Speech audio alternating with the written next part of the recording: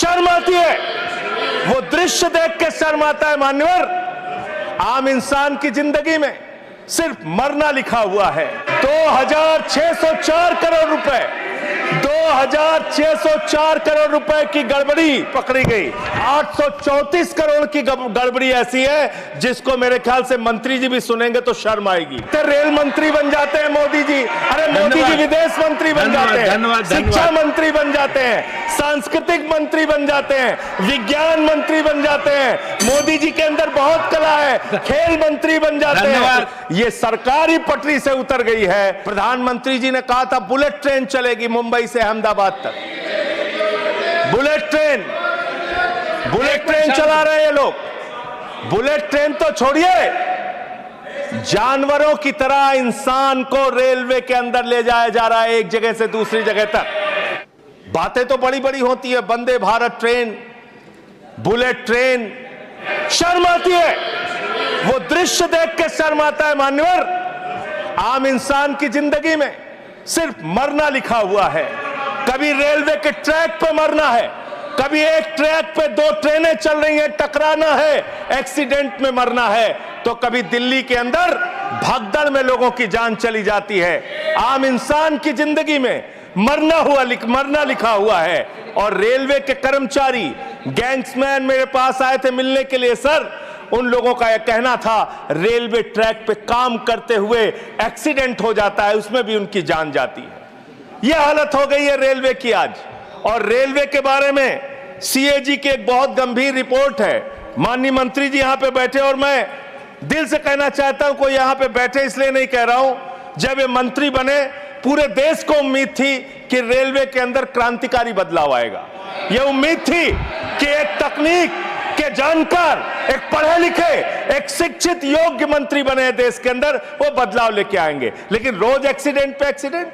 जितना ट्रेन की पटरी पे ट्रेन नहीं चलती, उससे ज्यादा ट्रेन के बाहर, पटरी के बाहर ट्रेनें चल रही हैं। यह अव्यवस्था का आलम है कि यहां भगदड़ से लोगों की मौत हो गई, मंत्री जी को पता तक नहीं था। इसका मतलब इनके कर्मचारी, इनके अधिकारी इनको बताते भी नहीं कि इतना बड़ा हादसा हो गया। इसी दिल्ली में लोगों की मौत हुई। सर, मैं सीएजी की रिपोर्ट एक आई रेलवे के बारे में, उसके बारे में अपनी बात कह के अपनी बात खत्म करूंगा।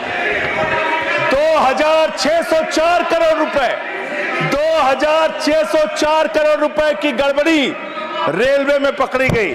और इस गड़बड़ी के अंदर 834 करोड़ की गड़बड़ी ऐसी है जिसको मेरे ख्याल से मंत्री जी भी सुनेंगे तो शर्म आएगी।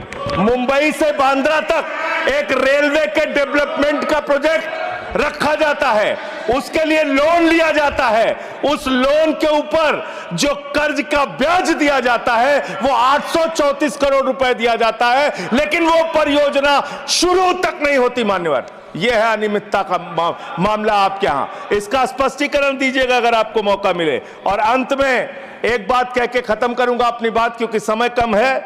मान्यवर, हम लोगों ने एक फिल्म देखी थी बहुत पहले, सारी दुनिया का बोझ हम उठाते हैं, लोग आते हैं, लोग जाते हैं, हम वहीं पे खड़े रह जाते हैं। ये कुलियों के दर्द के बारे में मैं बता रहा हूं। कुलियों के संगठन के लोग मुझसे मिलने के लिए आए थे 3 दिन पहले मान्यवर। और पूरे देश में 19,000 कुली हैं जिनको उस समय की 2009 के अंदर उनके लिए घोषणा की गई थी कि उनके बच्चों को नौकरी दिया जाएगा, उनको गैंग्समैन की नौकरी दिया जाएगा। लेकिन आज उन कुलियों की हालत यह हो गई है कि रेलवे के प्लेटफॉर्म पे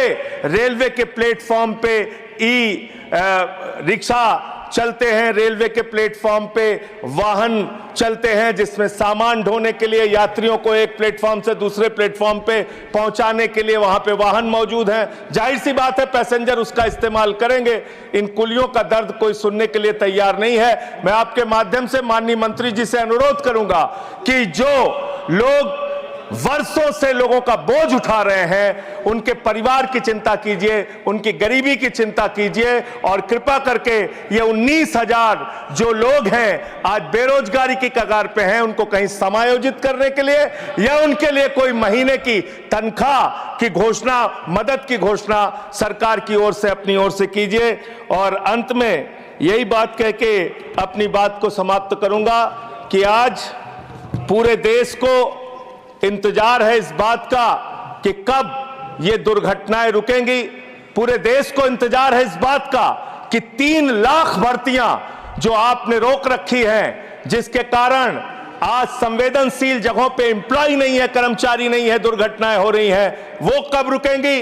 और रेल की पटरियों को ठीक करने का काम, जिस पे आप 180 किलोमीटर 160 किलोमीटर की स्पीड की ट्रेनें चला रहे हैं, वो रेलवे की पटरियां कब ठीक होंगी मान्यवर। ये सरकार ही पटरी से उतर गई है इस सरकार के। और अभी ये नासिर भाई काफी दुखी थे, कह रहे थे रेल मंत्री बन जाते हैं मोदी जी। अरे मोदी जी विदेश मंत्री बन जाते हैं, शिक्षा मंत्री बन जाते हैं, सांस्कृतिक मंत्री बन जाते हैं, विज्ञान मंत्री बन जाते हैं। मोदी जी के अंदर बहुत कला है, खेल मंत्री बन जाते हैं। सारा मंत्रालय अकेले मोदी जी चला रहे हैं, इसलिए इस पे नाराज नहीं होना चाहिए। धन्यवाद।